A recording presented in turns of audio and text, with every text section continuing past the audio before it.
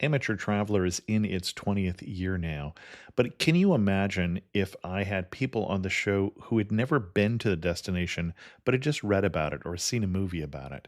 That wouldn't make any sense at all, and you wouldn't listen.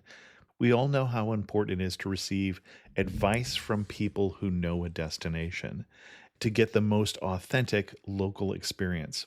And a great option for experiencing this is Explore Worldwide and their authentic small group adventures, led by local tour leaders, perfect for solo travelers who want to meet like minded people with a desire for adventure. I'm often an independent traveler, but two of my last three trips were with small group tours because they organize everything and it's a lot easier. If you want to recreate the tour I did to Malta, they have a Malta and Gozo Discovery Tour. I'm intrigued by one of their tours called A Taste of Sicily. The company again is Explore Worldwide, and visit exploreworldwide.com to learn more. And thanks to Explore Worldwide for sponsoring this episode of Amateur Traveler. The nights are long, the days are short, and the weather is chilly to downright cold, depending on where you are.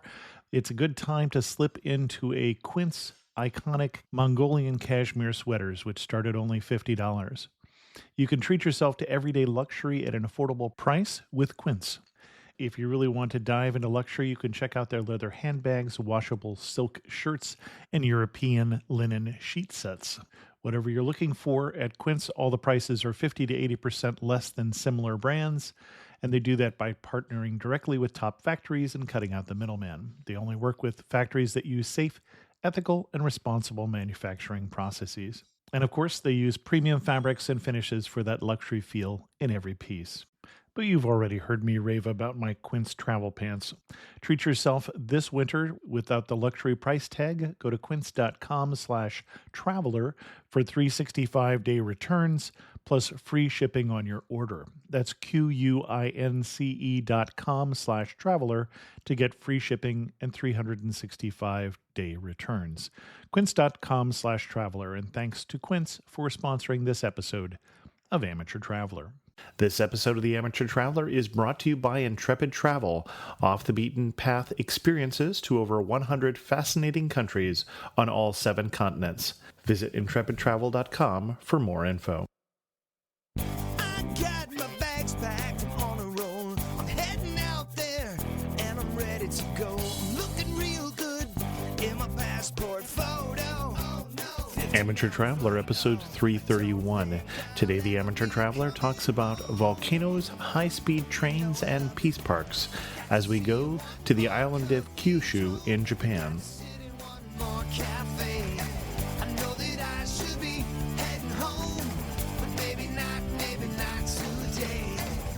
Welcome to the Amateur Traveler. I'm your host, Chris Christensen.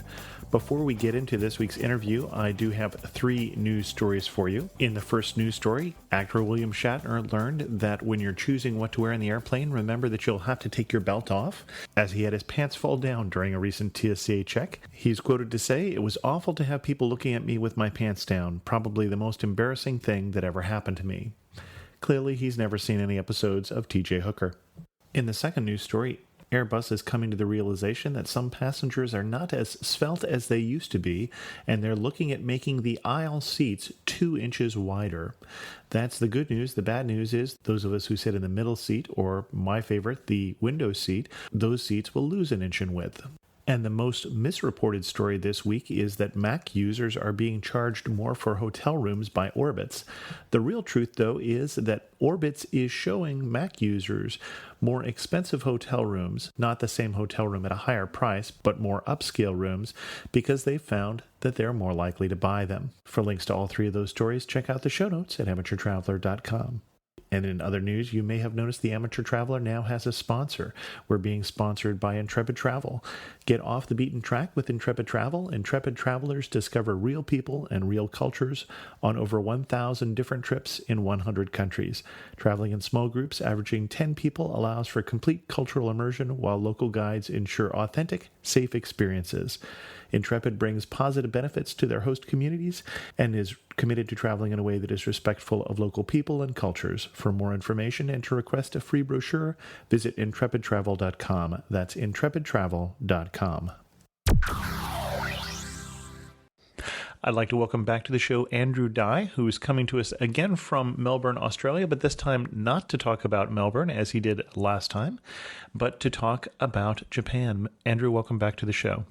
Nice to be here again, Chris. Always enjoy it. And when we talk about Japan, we're going to focus in on one particular region, and what region is that? That would be the island of Kyushu, Chris, which is the sort of bottom left island if people are looking at a map. It's the third largest and sort of southernmost island of Japan, other than Okinawa, which is a long way offshore. Right. And why should someone go to Japan, but more specifically Kyushu? Well, Japan itself is a fascinating country. We've been there twice in 3 years and certainly plan to go back again. Kyushu is, I guess, one of the warmer parts of Japan weather-wise, and certainly if you're going in the earlier part of the year. Further south. That makes sense. Okay. Definitely. I mean, comparisons in temperatures, it was considerably warmer in Kyushu than in Osaka, for example, earlier on our trip. But we spent 6 nights on Kyushu during April, so we had a good chance to have a look around the island, and there's quite a few interesting cities and a fair bit of variety there. And what kind of itinerary would you recommend for a trip about that length, about a week long? It's a small enough place. It just to give you an idea of scale. For people in Europe, it's a little bit bigger than Belgium, and for people in the States, a bit smaller than Maryland. Okay. And I think locally it's about half the size of Tasmania. So it's not a huge place. So it's quite easy to get around most of the sort of key areas. Traveling around on the train in Japan, as you probably know, is incredibly easy. And it's very easy to do Kyushu by train. It was recently, about a year ago, they sort of finally linked up all the Shinkansen, which is the high-speed train, through from the very bottom of Kyushu right through to Osaka. So you can do those journeys, I think, pretty much non-stop if you really want. But it's very easy to get around. And I'm assuming that flying in internationally, you were not flying directly there. You were doing this as part of a larger trip. That's right, yeah. We actually arrived by train from Hiroshima, but we'd earlier flown into Osaka. But we did fly out of Kagoshima, which is the last place we visited on Kyushu. So you can fly in and out of there internationally. I think there might also be flights into Nagasaki as well. Okay. But that was, for example, via Seoul. So we flew on Korean Air into Seoul and then into Osaka and out of Kagoshima. And probably of those, the English-speaking world is probably more familiar with Nagasaki than any other city on the island. Very much so, yes, which is a shame, as you can imagine. Yeah. It's always a shame when a city is known for such a sad event. But yes, without doubt, Nagasaki was the only place I'd heard of before we sort of started looking into going to Kyushu. And what surprised you as you first went down there? I think after being in the main part of places like Hiroshima, Osaka and Kyoto, which are all very big and very built up, a lot of Kyushu is quite rural. Uh-huh. It's very sort of volcanic and rocky, and we'll sort of come to that later on. There's a number of very active volcanoes that you can go very close to, but that does mean the island itself is very hilly, very green, and they're surprisingly rural in certain parts compared to the other bits of Japan I'd been to. Okay. And so you started on the train, so your first stop, I think, as you said, was Takayushu? No, sorry, up front, I've got to say, I'm not brilliant at pronouncing these names. Good, you're better than I am, I bet.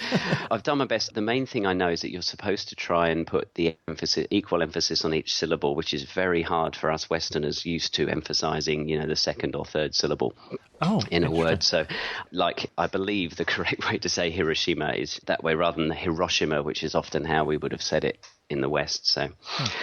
But apologies up front. We started by coming in by train from Hiroshima to a city called Fukuoka, which is on the northern end of Kyushu. That took about an hour and 10 minutes on the fast train from Hiroshima, and I think it's about 2 to 3 hours from Osaka. It's basically the sort of entry point to the island if you're coming in by train. And Hakata Station, which is the main station in Fukuoka, is one of the biggest stations I think probably the biggest station on Kyushu. And Fukuoka and Hakata is a little strange. They used to be 2 towns, separate towns, one called Fukuoka and one called Hakata, and they sort of merged, I think, in the late 19th century. They sort of came together, but the station for some reason is still called Hakata, which is slightly confusing.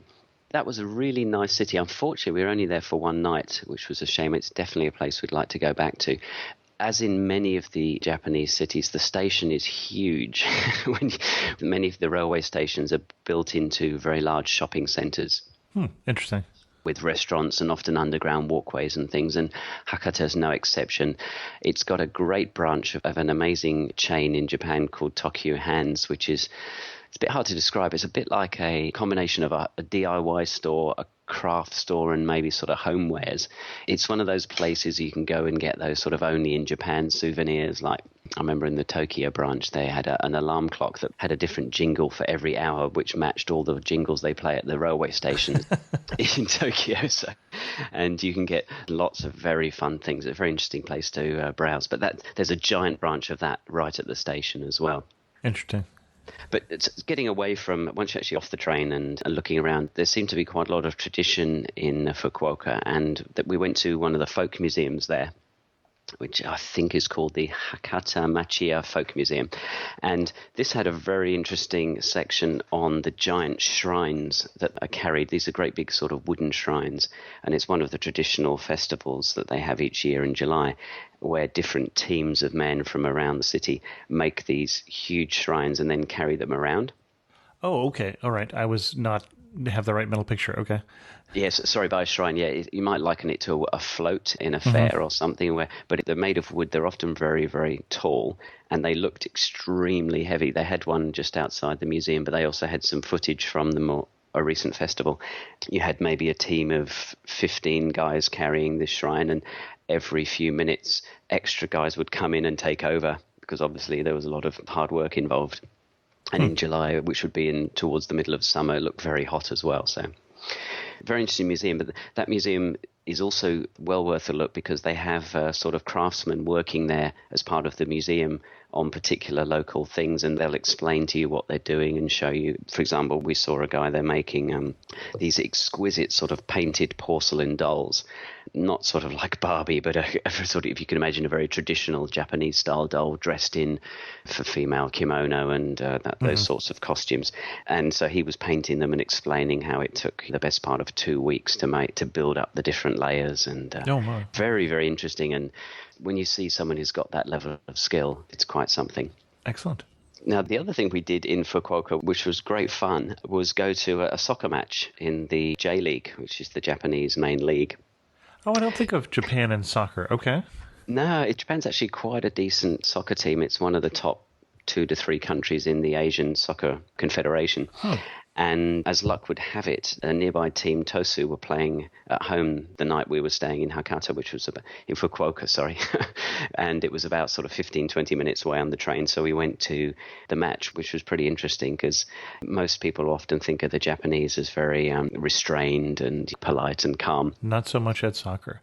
No, and I believe also at baseball, which is you're probably more aware, is also a very big game in Japan. And they certainly let their hair down there. But it's interesting, though, that they are extremely organized. Their supporters are very organized. They've got all their songs worked out. They've got huge banners and with spelling out the name of their team. For example, the Tosu was playing Hiroshima, and all the fans at the far end had all their banners, and they sang constantly throughout the entire game.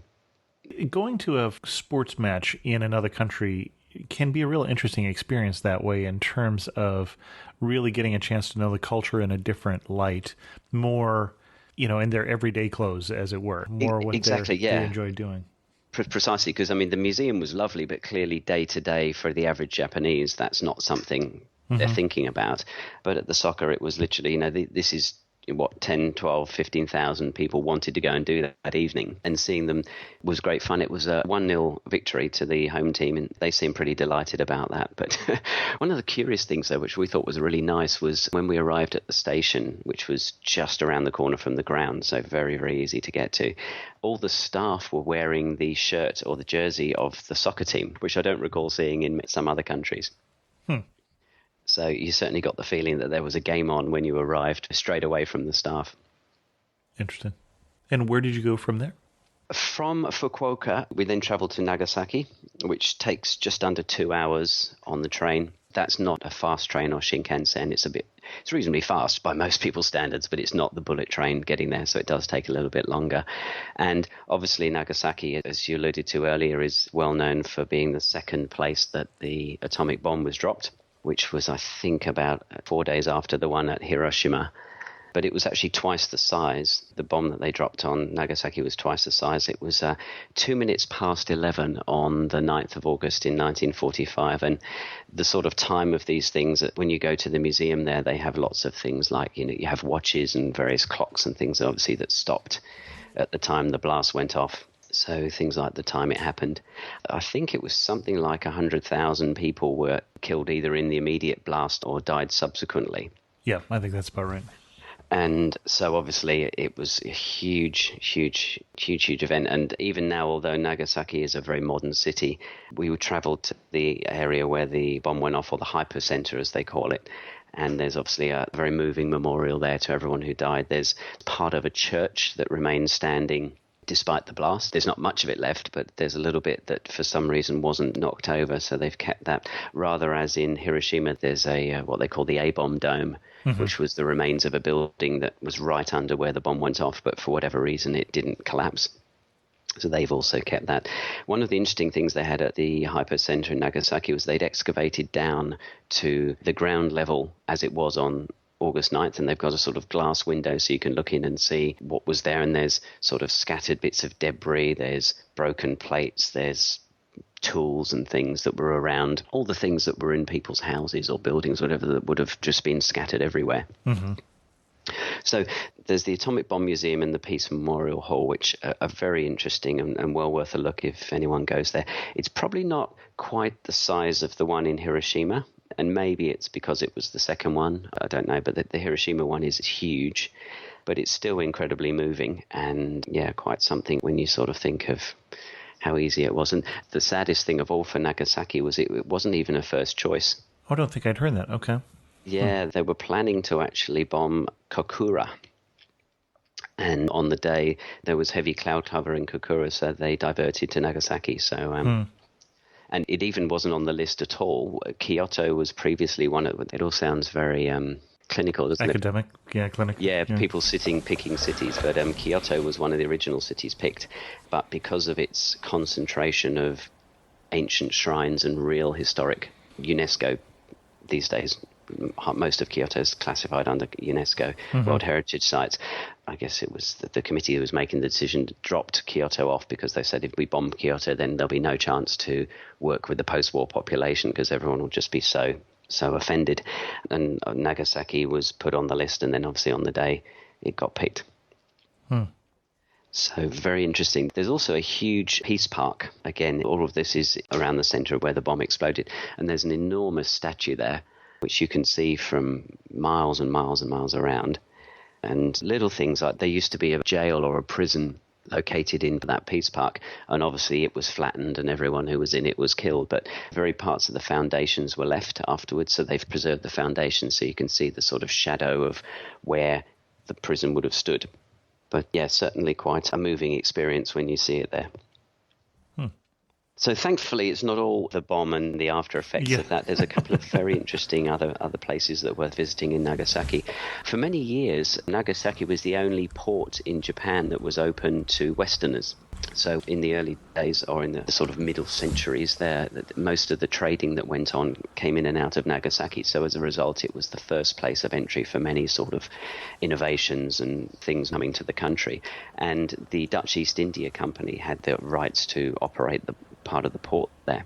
But curiously, they were confined to a very small island called Dejima, which is not all that big. I mean, it's probably 150 yards by about 50 to 60 yards, so it's not a very I didn't know it was that small. large. Okay. No, very small area, and it wasn't very far off the coast. I mean, we're talking 20, 30 yards at most. But the Dutch settlers who were there to operate the trading port weren't allowed to leave the island, so they were actually confined onto this little island for around 200 years.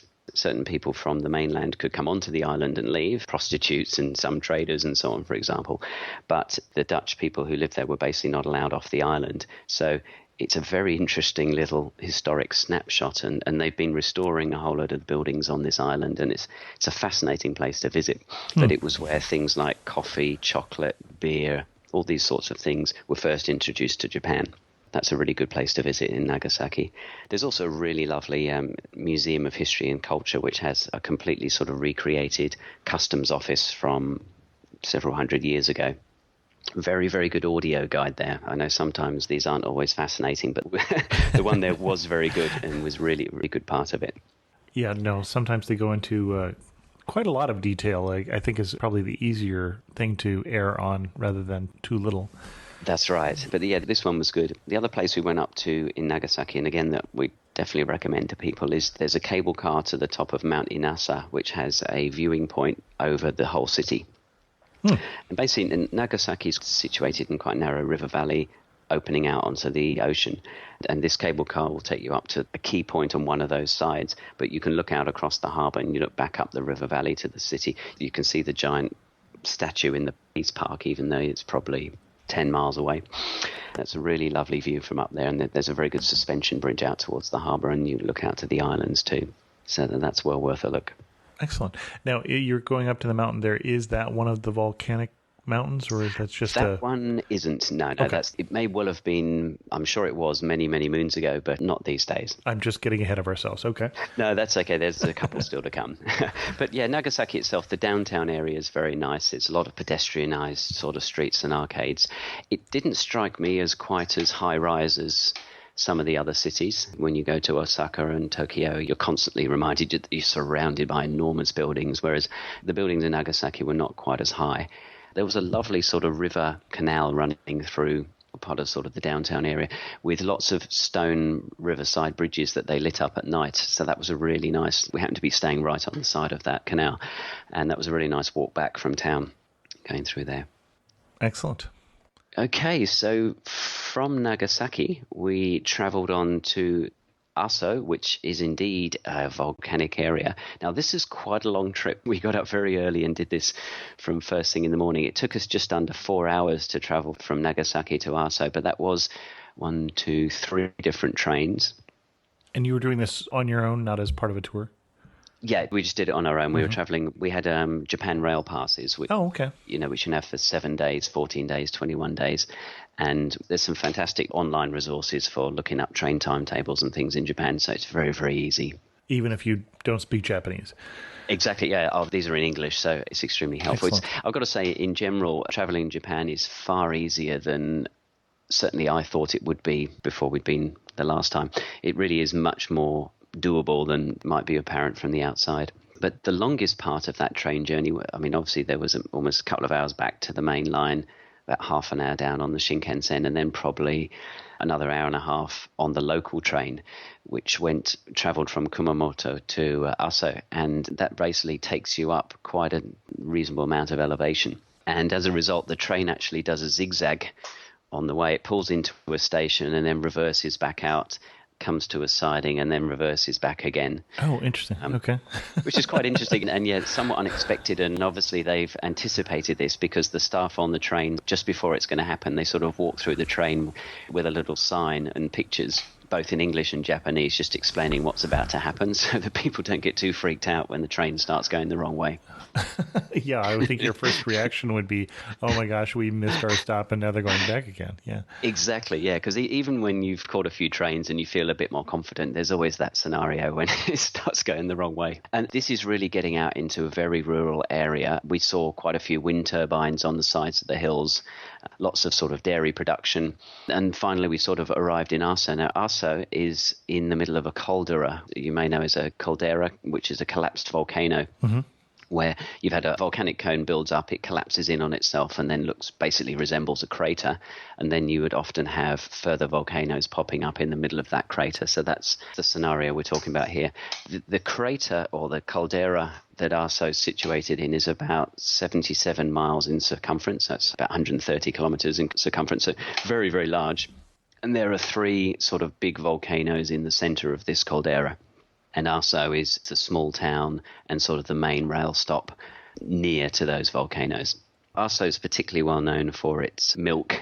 I think the cream must have a very high cream content. It's very rich. It's very expensive. They had bottles in the sort of visitor center there, and I thought we'd buy some milk for something else. And it was like $10 for a small bottle. Oh, wow. But obviously it was this very good, very much sought after local milk. So from Aso, what you do there, Aso itself is a lovely little town, very small, but just a really nice, with fantastic views. Almost anywhere you look has views of either volcanic cones or the rest of the crater or dairy areas and so on. Very, very picturesque. And I don't know what time of year you were there. I don't think I... Sorry, yeah, should have mentioned that. April. April, okay. And were the mountains, the volcanoes that were still within the caldera still snow-covered, or...? There wasn't any snow down here. Okay. You're far enough south. Exactly. Obviously, there's a lot of snow and ski resorts up in the very northeast of Japan. But yeah, down in Kyushu, it's probably too warm most of the time. So there wasn't any snow. So we were very fortunate that it was also extremely clear conditions. So very, very sunny, very few clouds. So you had fantastic views of the volcanoes. And basically from Aso, you get a bus which winds up to the base of the volcano. And I did look it up. Nagasaki, which is the main volcano there, I think its highest point is just over 5,000 feet. So it's not massively high, but it's a reasonable size coming up from the floor. And then when you get off the bus, there's then a cable car which you catch up to the edge of the crater. By this stage, you're getting to the point where there's no longer vegetation, or the vegetation is just scrubby grass. And certainly when you get up to the volcano, it's basically rock and rubble by this stage. Now, when you get to the top, there is steam blowing everywhere, and it is very, very active in terms of boiling water, I suppose, down the base of the volcano. And there's lots and lots of steam coming out. And within that steam, there's also some toxic fumes, as there would be. Sure, right. Volcanoes throw out this kind of thing. And so sometimes that area at the top of the volcano is closed off when the winds are blowing in the wrong direction. Good to know. One hopes the signage in English is very clear there. It's not too bad, actually. Okay. Yeah, it's pretty good. And they actually have an indicator system with lights that shows you the sort of degree of toxicity, I suppose, of the fumes at the time. It's interesting when you do get up there because it's pretty barren. There is a walkway around the edge of the main crater. From that, you can basically look straight down into the center of the crater. But there's also, I can't really describe them, it's like eruption shelters, I guess is the best way of describing them. They look like little concrete shelters. Okay. Obviously, if it does start throwing out rocks and anything more solid, I guess you rush and sit in one of those for a while. So just in case you think it's a sort of tourist attraction to come and look at some steam, that's a bit of a reality check that it obviously can be quite lively. But very interesting to go up there. There's some pretty good hikes around the area. There's the main active volcano in the center. The other ones either side of it, the cones are less active or relatively inactive. So there's some quite good hiking trails around them. The one thing we were slightly disappointed with, which we thought would be good, was there's a thing called the Volcano Discovery Center there, which is a sort of museum dedicated to explaining how volcanoes work. But it's very tired. Hasn't been updated in some time. Yeah, it was probably really good in the 70s or 80s. I did a geography degree and Colleen studied geology, so we were kind of primed to be interested, but we came out thinking, that was such a shame. As a result of all the volcanoes there, you also have quite a few hot springs and bathhouses and things with the hot water, but there's also spring water nearby. There was a shrine we went to in a nearby town called Miyagi, which had a very, very pure water, and people were driving up and loading up the boot of their car with containers to take home. It was quite a sight, actually. Interesting. So yeah, also a real break if people wanted to see a bit of Japan that isn't a super dense city that's something out of Blade Runner. Then Tokyo and shopping and things like that. Exactly, yeah. So Aso is the complete contrast. That really nice, and particularly I imagine sort of April, May, June would be very, very nice time to be there. Excellent. And is that towards the end of your trip, or do you have... That was kind of the middle of the bit on Kyushu, and then the final place we went to was a place called Kagoshima, which is the main city at the bottom of the island. Okay. So we, again, caught the train back to Kumamoto and then the train down to Kagoshima. And again, this is a lovely, lovely city. It's a major port, but read somewhere in one of the guides that it was voted Japan's friendliest city in national polls down at Kagoshima. And generally on Kyushu, people seemed a little... I guess it's like a lot of rural areas in any country, I suppose, that people are a little more amenable, a little more welcoming than when they're rushing around in the city. So it certainly did feel quite nice when we were traveling around. One of the main things at Kagoshima is another live volcano called Sakurajima, or Sakurajima, I suppose many people would say it. And this is constantly puffing steam and ash into the sky. As soon as you see it, there won't be a time when either steam or smoke isn't coming out of the top of it. It's almost formed an island, maybe a mile or two off of Kagoshima itself, and it's quite conical. And the last big eruption was just under 100 years ago. Some very big lava flows linked the far side of the island back to the mainland. So it's actually joined to the mainland, but it's a very big volcano. And I think in the visitor centre on the island, they said it erupts something like 300 times a year. Oh, my. Okay. But eruption not as in throwing out hot magma around the entire area, but as in firing out particularly ash out of the top. So it's quite common for people to carry umbrellas for keeping ash off them. If it's blowing in the wrong direction, you could get ash coming down over you. And on parts of the island, there's a little tourist bus called Sakurajima Island View, a little bus that goes around and stops at the various sites.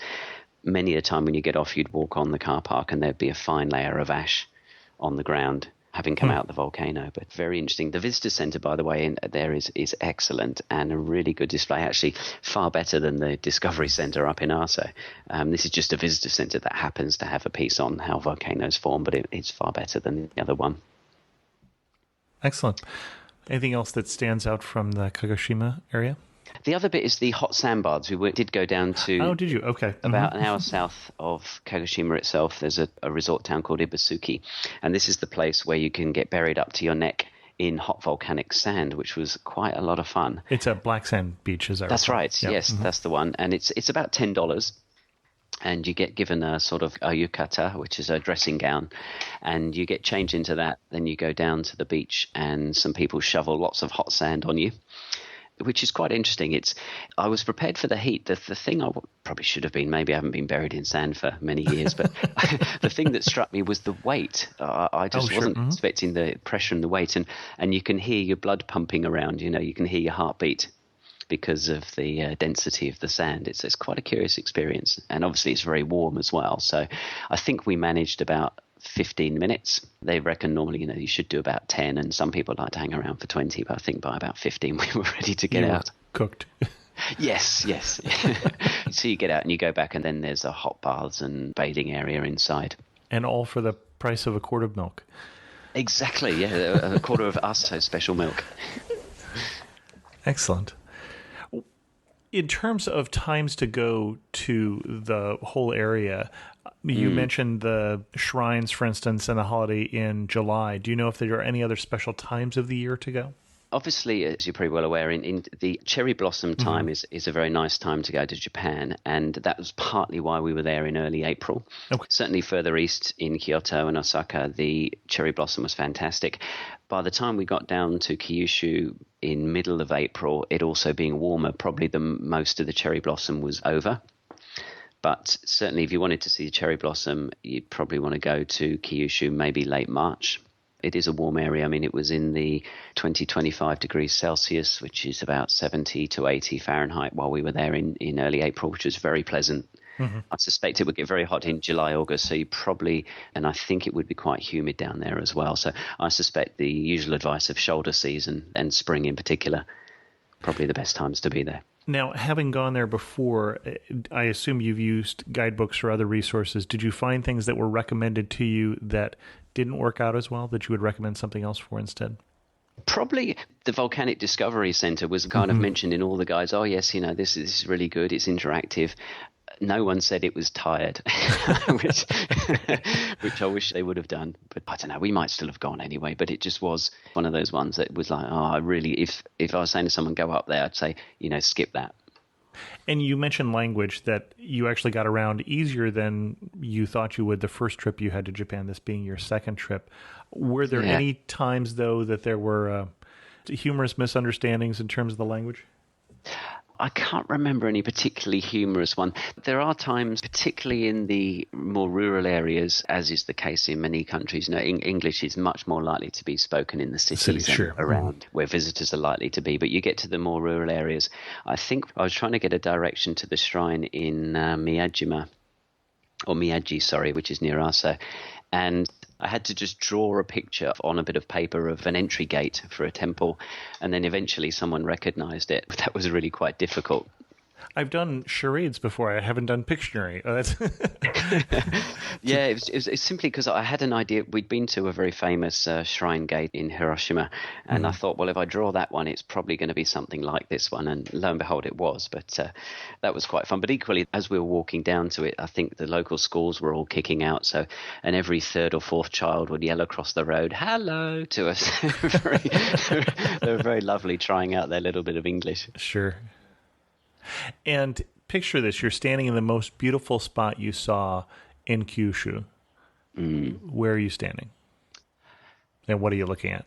It would probably have to be up in the Aso region somewhere. On the way back down from the volcano, there's another smaller volcano which has been completely grassed over. Okay. It's just an absolutely perfect cone shape. And in the background, you've got all the caldera stretching out. So that's probably the loveliest part. That it just looks so beautiful and so green and so kind of perfect shape. The most memorable local you met in your travels?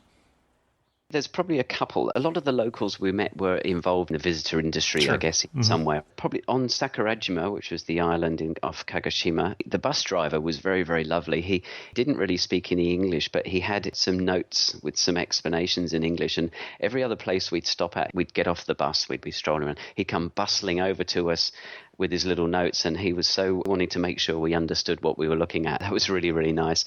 The other one was probably when we stopped in Ibusuki on the way to the hot baths. There's this funny little place that was a combination of a sort of a cafe, a radio station, and an information centre. It was very, very curious, but it was staffed by this lovely old lady who, again, her English was very limited, and to be fair, our Japanese was pretty much non-existent. But she was extremely helpful. We had a lovely little lunch there, and she kept bringing things over. She brought over different delicacies for us to try. We hadn't ordered particular things, but because it was something that was local to that area, she wanted us to try a small piece, so she kept bringing little bits over, which I thought was lovely. Excellent. One thing that makes you laugh and say only in Kyushu. I think they're getting buried in hot volcanic sand. It's one of those things that, I mean, we were there, it wasn't the height of summer, obviously, so they have a sort of covered Hessian area, they have a sort of roof over it so to keep the sun off, but you look around and all these people are lying there and all you can see is their heads sticking out of this sand. It just looks so strange, and you're sitting there just wondering how long 15 minutes can last. And I should ask, because I didn't ask at the time, there's a $10 charge to get buried. There's no extra charge to get unburied, right? No. Okay. And thankfully, although it feels really heavy at the time, when you are ready to get out, it's actually not all that hard to pull yourself out of it. And I think actually Colleen, when she sat down, she was moving her feet about too much. She kept poking her toes out, so they came and shoveled more sand on top. And when did you feel furthest from home? And when did you feel closest to home? When was it familiar and when was it not? I'd have to say probably the furthest from home was standing at the top of that crater. We were looking down into this bubbling, and it's this sort of vivid, you might have seen this in photos, a kind of vivid milky green colour, and all this steam, and it's completely barren rock landscape that you felt pretty far from home there. Probably closest to home, I think, was probably at the soccer match, because I've been You're from Melbourne. Yeah, we've talked about sport from Melbourne before. and being from the UK originally also. Right, exactly. I've grown up watching soccer, so most of the things there were extremely familiar. So being at a soccer match was very familiar, but it was lovely to see the locals kind of letting their hair down. And you say most of the things were very familiar at the soccer match. Some of the catering was a bit different. Oh, sure. Okay. Yeah. Yeah, I understand if you go to a baseball game, you don't get hot dogs. Yeah. That's right. Well, I wandered down to find a coffee at halftime because it was getting quite chilly by 7, 8 o'clock in the evening. We'd forgotten to take our jackets because it had been a sunny afternoon. So I went to find a coffee, and I was queuing up at the food stand, and they were serving curry rice. They were serving little okonomiyaki, little pancakes, little balls. Very, very different to the catering you get in stadiums in the West. So that was pretty interesting. Excellent. One thing you wish you had known before you went? Each of these different towns often has their own specific version of noodles. noodles, Oh, interesting. udon, ramen, and other sorts of noodles are obviously a staple part of a lot of the dishes. And in a couple of times, I wish we'd known a little more about somewhere. We did eat at a number of good places, but sometimes I just wish either we'd had a bit more time or we'd been able to plan to go and try the particular delicacy of the region. Whereas we ate at a nice noodle place, but it probably wasn't the specific It might have local been one. more generic Japanese. Okay. Yeah. So if I Interesting. redid some of this, we'd probably just make a little more effort to hunt them down. But that said, finding an address in parts of Japan is very difficult because the system streets, being so different, right? yeah, the way places are numbered is very different. I think we've talked about that on the show before, but they number the blocks, not the streets. That's right. And also sometimes I believe it's also something to do with when certain bits were developed. Yeah, it's the house that's built in the block is number 1, and then the second one is 2, and the third one is 3. So it's not in order. That's right. As you walk around a block, the numbers will go up and down. Exactly. So there's nothing to kind of say I'm getting closer or further away. So even on a couple of occasions when we'd found a really good recommendation of a very typical local restaurant, it might have taken us 20 minutes to find it just because of the difficulty of finding them. Yeah, I don't remember whether we talked about that on the show before or not. So Excellent. I vaguely remember one of the guests who was in either Hiroshima or Kyoto mentioning something about that. That could be where I know it from. Okay. And then in terms of money-saving tips, Japan has a reputation as being someplace expensive to go. Yeah. Do you know, it's interesting. That's exactly the impression we had before we went there. But, I mean, firstly, if you are traveling around the Japan Rail Pass, without a doubt, although it's expensive to buy, it's way, way less expensive than buying the tickets themselves. So I think our pass for 2 weeks was around $500 US. Oh, wow, that is expensive. Okay. Which is expensive. However, I think we worked out that we did something like $800 worth of travel had we bought the tickets individually. So it might sound like a relative bargain, but that's less expensive. Some of the hotels, we stayed in a number of Japanese business hotels. This isn't the capsule ones where you sit in an illuminated coffin. I don't hear a lot of people doing couple travel who are staying in the capsule hotels. So Exactly. But there's a number of chains of these sort of business hotels that we stayed several nights in the Toyoko Inn chain in various cities. And they're very small rooms, and most Japanese hotel rooms are small because land is so expensive. But they're brilliantly designed. They've got everything in them. They're usually very, very close to the railway stations. And typically they cost only $70, $80, $85 a night. Okay. And they were really good. We paid that for a really bad hotel room in Los Angeles just last week. So Exactly. I mean, really bad. Like, we didn't even sleep there the second night. We crashed on my son's floor because we really didn't want to go back to that hotel. So, yeah, that seems really like not a bad deal. Yeah, so the Toyoko Inns are good. We also stayed in a few backpacker hostels, and again, in Japan, they're really nice. I would expect things to be very clean. Yes, very much so. The one in Aso, for example, felt like a 3 or 4 star hotel. It was fantastic, absolutely fantastic.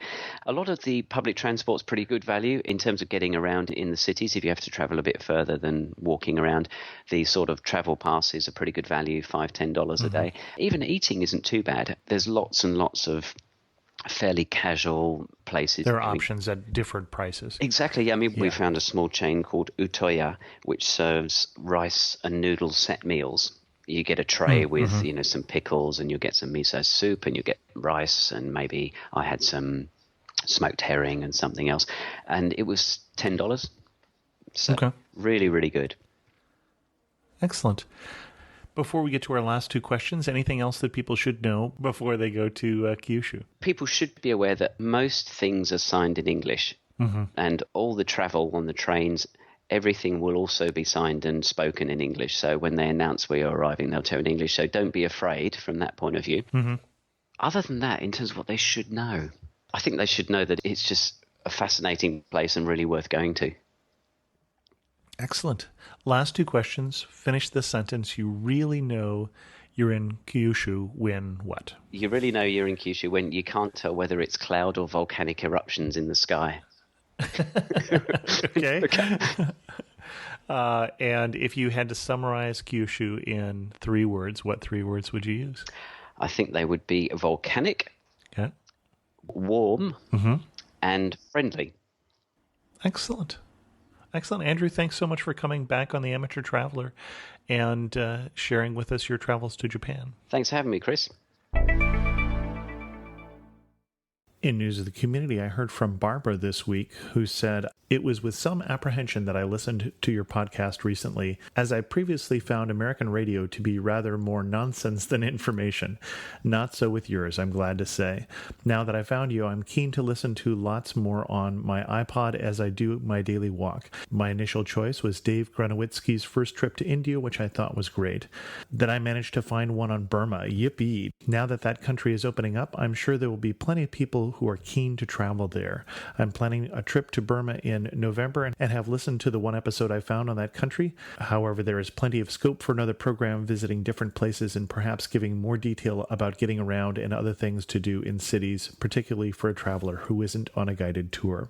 And I wrote back, "Barbara, but I thought I'd share with the rest of you, this is not a radio show and is not governed by whatever the rules are of radio. I have been told by a radio consultant that I'm doing it wrong. In particular, that this show should be much more about me. I shouldn't let my guests talk as long. That basically it should be my voice at least every 2 minutes.